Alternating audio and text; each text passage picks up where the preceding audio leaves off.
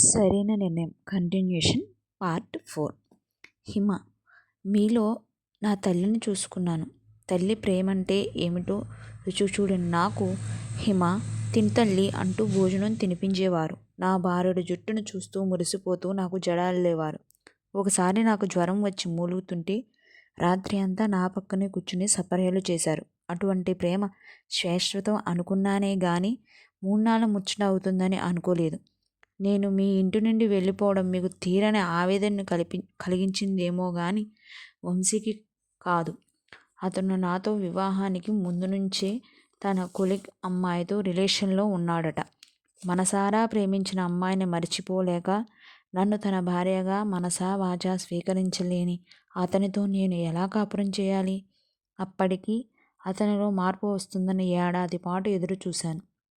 కానీ మీరు అమెరికా వెళ్ళగానే అతను నాతో బిజినెస్ డీల్ మొదలుపెట్టాడు. నష్టపరిహారంగా డబ్బు ఇస్తానన్నాడు.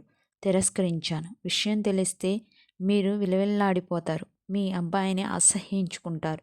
నాకు తను ద్రోహం చేశాడని కుమిలిపోతారు. మీరు బతిమలాలో భామాలో వంశీకి నచ్చజెప్పి సంసారం చేయించాలని ప్రయత్నించినా నేనంటే ఇష్టం లేని అతనితో జీవితాంతం ఎలా కలిసి ఉండగలను? మీరు ప్రేమించి పెళ్లి చేసుకున్నారు. మొక్కుబడిగా సాగే సంసారంలో ఆనందం ఉంటుందా? చెప్పండి అత్తయ్య. అందుకే ఆ నెప మీద నా మీదే వేసుకుని నేను అతని జీవితంలో నుండి తొలగిపోయాను. మీ అబ్బాయికి అన్నీ తెలుసు అత్తయ్య. మీకు చెప్పలేదా మరి? వైజయంతికి తల తిరిగిపోతుంది. వంశీ తనతో చెప్పింది వేరు. హేమంతి తనతో ఉండడం ఇష్టం లేక వెళ్ళిపోయిందన్నాడు. విడాకుల తర్వాత సంవత్సరానికి తన కొలిగ్గంటూ శిఖరను తీసుకొచ్చి పరిచయం చేసి ఆమెను పెళ్లి చేసుకుంటానన్నాడు.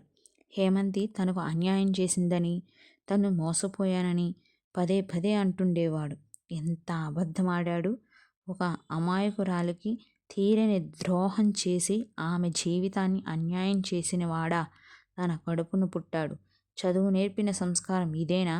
ఆ అమ్మాయినే చేసుకోవాలని తనేమి వాణ్ణి ఒత్తిడి చేయలేదు కదా. ఆ రోజే నేను నా కొలీగ్ను ప్రేమించాను, హేమంతిని చేసుకోను అని చెప్పి ఉంటే ఇంత దారుణం జరిగేది కాదుగా. అటువంటి వెధవపై కేసు పెట్టాలి హేమంతి. కానీ ఎంత మంచి పిల్ల, ఎంత చక్కటి వ్యక్తిత్వం. నేను బాధపడతానని వాడు చేసిన తప్పుని తన మీదే వేసుకుని ఇంకా తన మీద ప్రేమ చూపిస్తున్న హేమంతికి ఏమిచ్చి తన రుణం తీర్చుకుంటుంది? హిమాలయం వంటి ఆమె వ్యక్తిత్వం ముందు తను దోషిగా నిలబడింది. హేమంతితో తనకున్న అనుబంధం సంవత్సరమే అయినా ఎన్నో మధురమైన జ్ఞాపకాలను మనసులో దాచుకుంది. ఎంతటి ప్రేమ అభిమానం చూపించేది హేమంతి. ఇప్పుడు కూడా తనతో ఏ సంబంధము లేకపోయినా అత్తయ్యా అంటూ ఎంత ఆప్యాయ పలకరింపు. శిఖర తెలుగు బాగా మాట్లాడుతుంది కానీ తన్ని ఆంటీ అని పిలుస్తుంది. అది కూడా ఎంతో అవసరపడితేనే. నీ భర్త పిల్లలు ఏం చేస్తున్నారు హేమంతి అన్న ప్రశ్నకు నేను పెళ్లి చేసుకోలేదు అత్తయ్య, పెళ్లి మీద నమ్మకం పోయింది అనేసి అక్కడి నుండి వీడ్కోలు తీసుకుంది. వైజయంతి ఏదో దృఢ నిశ్చయానికి వచ్చింది. ఆ ఆలోచన రావడంతో మనసు తేలికైంది. అమ్మా, రేపే నీ ప్రయాణం. అన్నీ సర్దుకున్నావా? పాస్పోర్ట్, వీసా జాగ్రత్త నీ హ్యాండ్ బ్యాగ్లో పెట్టుకో. ఎప్పటికప్పుడు మెసేజ్ చేస్తూ ఉండు. వంశీ, నేను యుఎస్ రావడం లేదు. ఇప్పుడే కాదు, మరెన్నడూ రాను. నాకు నీకు ఇక ఏ సంబంధమూ లేదు. అదేమిటమ్మా, జోకా? కాదు, నిజం. హేమంతి గుర్తుందా? ఒకప్పటి నీ భార్య. ఇన్నేళ్ల తర్వాత కనబడింది.